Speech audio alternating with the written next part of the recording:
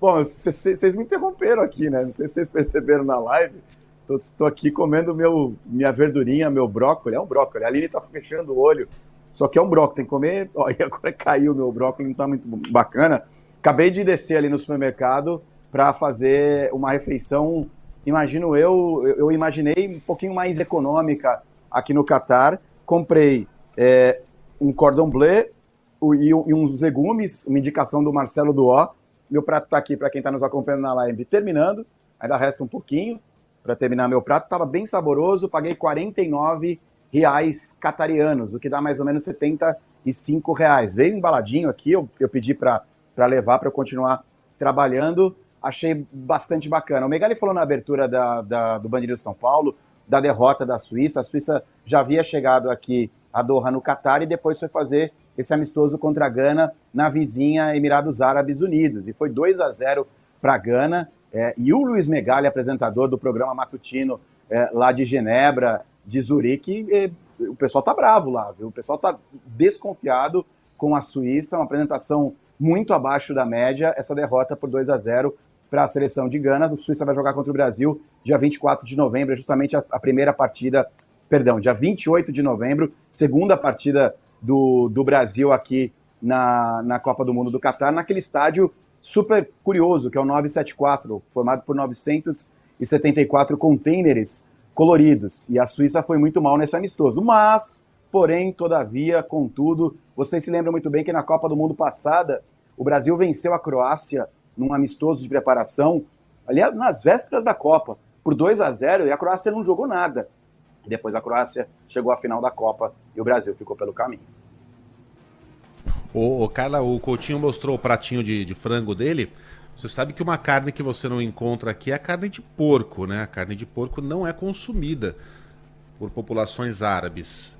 Estrangeiros aqui no Catar até podem comer porco, né? Quem mora aqui ou quem visite, mas nunca em restaurantes, ela não é servida. Você pode comprar em um único centro de distribuição na cidade, que também é o único local que vende bebida alcoólica para quem tem autorização para comprar. Residentes estrangeiros ou visitantes, e por um preço altíssimo. É uma espécie de boca de fumo catariana. Você vai lá para comprar lombo e cerveja. Circulando também pela cidade está o nosso Bruno Camarão. O Camarão, hoje eu vindo para cá, eu percebi o sobrevoo de 5 aeronaves da Força Aérea do Catar, mas não aeronaves de guerra, aviões de exibição, né? Pensa numa esquadrilha da fumaça, voando ali alinhadinhos. Imaginei que aquilo só pudesse ser uma preparação para a cerimônia de abertura, que acontece no domingo. Como é que você está percebendo a cidade? Como é que você está vendo aí a preparação do Catar para tão esperada Copa do Mundo? Tudo bem, Megali? Ótimo dia a você mais uma vez, a todos que nos acompanham em São Paulo, no Brasil inteiro, pelas redes sociais. Eu acompanho esse processo a passos lentos. Eu estou exatamente em frente, um pouco distante, é verdade, porque foi exatamente este o ponto derradeiro de acesso desse carro de aplicativo que me trouxe até aqui. Então, os carros de passeio, eles não podem ingressar mais. Essa região é em direção ao Luceio, o estádio Luceio, que vai ser o palco da grande decisão da Copa do Mundo. Também vai sediar 2 jogos do Brasil nessa fase de grupos, contra a Sérvia e Camarões, no fechamento desta primeira etapa da seleção do Tite, em busca do hexacampeonato. Tem jogos importantes de oitavas de final, quartas de final, semifinal, além deste jogo imponente que deve receber 80 mil pessoas sentadas. É um estádio simplesmente magnânimo. E respondendo diretamente à sua pergunta, em toda a redondeza existe justamente esse bloqueio específico de chegada de gente em direção ao estádio via carro, via terrestre, porque muitas obras estão sendo realizadas aqui. É exatamente um canteiro de obras. A gente vê essa cidade de Luceio, a cidade mais ao norte, né, do país, cerca de 15 quilômetros do centro de Doha, muitas construções sendo feitas. A gente já falou um pouquinho sobre essa abordagem de Luceio, uma cidade fantasma, foi uma vila pesqueira que procurou se desenvolver desde um pouco antes da confirmação do Catar como sede para a Copa em 2010, havia uma ideia de você trazer gente para essa região do norte do Catar. E o desenvolvimento ele se dá a toda a prova. São muitas construções, todas elas abraçadas nessa ideia de tecnologia, sustentabilidade. Então, a poucos metros do estádio Luceio, palco da final da Copa do Mundo e desses jogos importantes que eu acabei de citar, as obras não param, Megali. Então, assim, é muita gente, muitos imigrantes de regiões como Bangladesh, enfim, trabalhando muito para realizar construções não necessariamente ligadas à Copa, mas ao desenvolvimento especificamente dessa região de Luceio.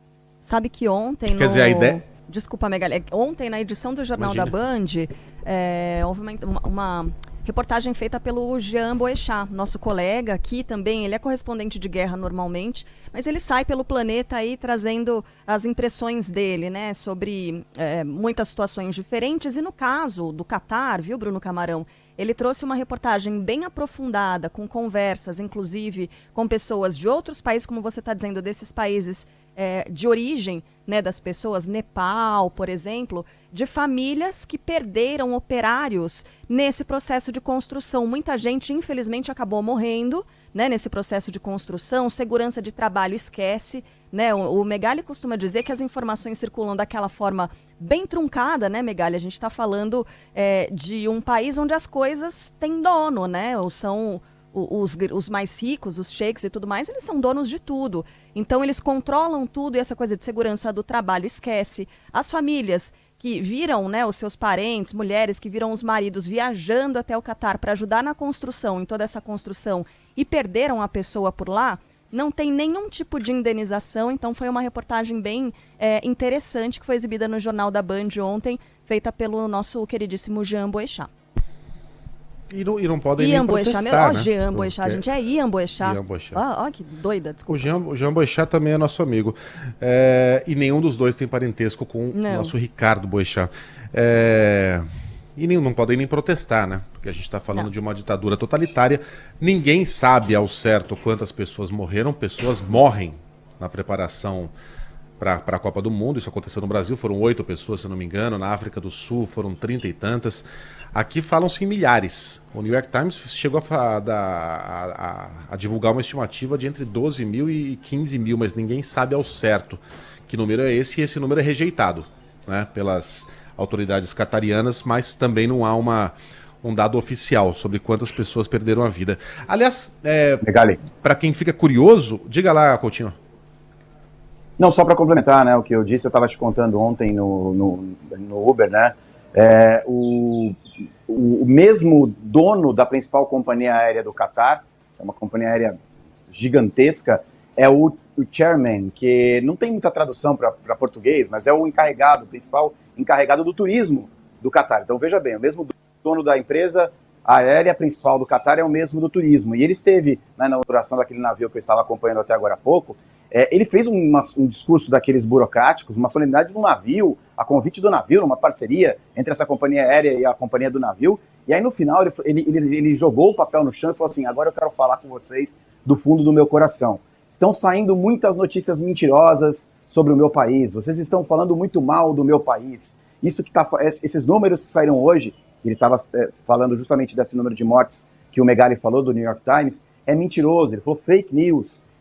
Eu quero saber que vocês vão acompanhar a melhor Copa do Mundo da história, que o povo catari vai sair daqui 1 metro mais alto de tanto orgulho.